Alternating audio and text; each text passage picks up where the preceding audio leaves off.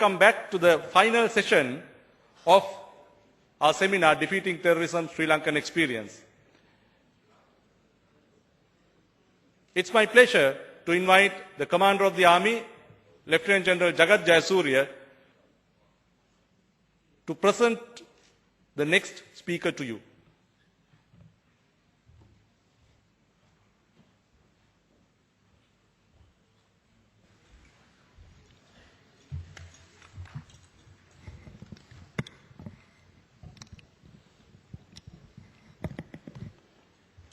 Secretary of Excellency, the President, Governor of the Central Bank, past commanders, Chief of Army Staff of the Senegal Army, guest speakers, distinguished delegates, and invitees from across the world, ladies and gentlemen. Throughout history, Sri Lanka has been a vibrant island, a land of many colors, precious wonders, beautiful beaches, a rich heritage, a diversity of culture, and above all, hospitable and caring people. After 30 years of conflict, Sri Lanka has gained total freedom again. The calm political arena at present is an ideal opportunity to attract foreign capital investments for development.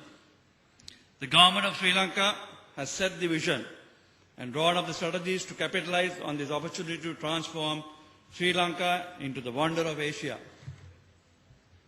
Today we are privileged to have Mr. Lalit Weeratunga, the Secretary to His Excellency the President of Sri Lanka, to unfold the emerging wonder of Asia.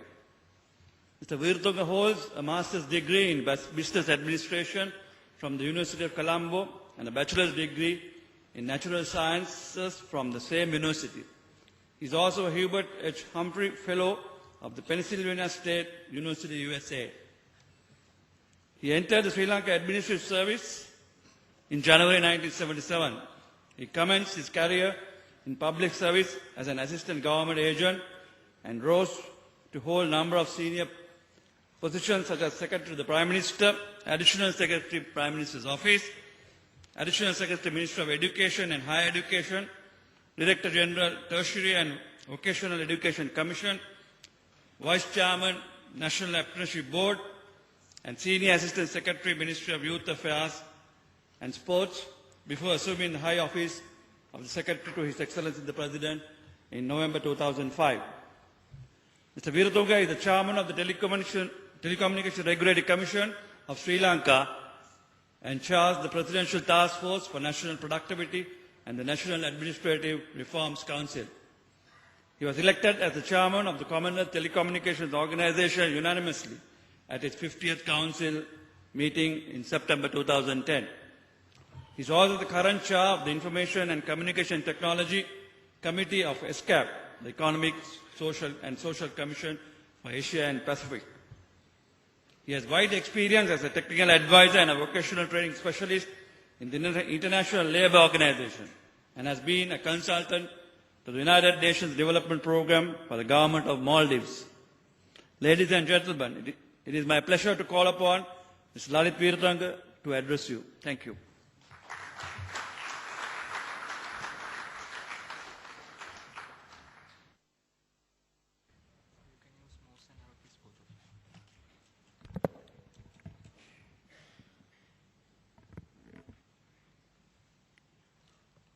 Mr. Diwad Cabral, Governor of the Central Bank of Sri Lanka, Lieutenant General Jagat Jayasuriya, Commander of the Sri Lanka Army, Air Marshal Harsha Abevikrama, Commander of the Sri Lanka Air Force, former commanders of the Army and the Navy, very distinguished invitees from our friendly countries,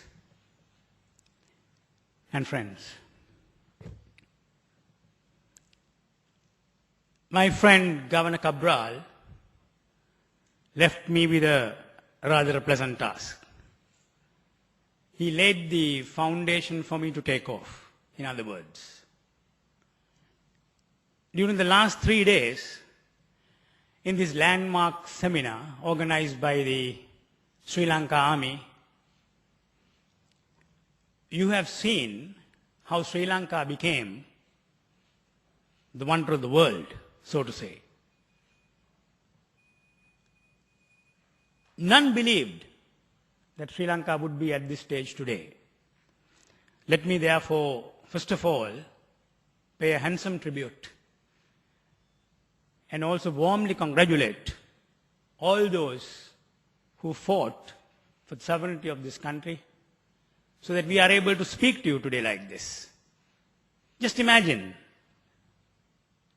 if we were to hold this seminar during the last 3 or 4 years, I don't think Jagat would have taken that risk of bringing all of you gentlemen into this room. I just don't know what kind of security we would have had to have. Having said that, I just want to share with you some thoughts. The thoughts that His Excellency the President laid before the nation over the last 5 years, and in 2005 when he first contested the presidential election. And in it he said that he wants to bring an honorable peace to this country. And in doing so, he also laid out his plans for the country. And for the first time we see in Sri Lanka a document which was just an election manifesto being converted into a planning document. And that is Mahinda Chintana, the thoughts of His Excellency Mahinda Rajapaksa. I'm privileged to share these thoughts with you. You have heard all of this, but just I'll tell you that the 3 decades preceding 2009 mark probably the most bleak period in our history. And in the social and economic history of Sri Lanka, you saw how debilitating it was. I think Governor Cabral made some excellent details available to you so that you saw what kinds of losses we have incurred. But let me just say some of the important things that I would like to maybe focus on. Huge political uncertainties. Without political certainty, without political confidence, government can't go on. Government simply cannot plan for progress. If you don't bring in investors, as the way Governor Cabral showed you, our economy can't take off. Simply there was diminished productivity. That was what we had all these years. And the cost of this huge war against terrorism, one cannot estimate precisely, but once again, the economists, the government, the central bank, they estimate this to be around 1 to 2% on an annual basis. Our economic growth would have been much better had we not had this curse among us for the last 30 years. Governor Cabral focused on what the government did, particularly in the north and the east, because those were the 2 areas that was completely ravaged by terrorism. Just to tell you one fact, the entire northern province had such a good network of railways.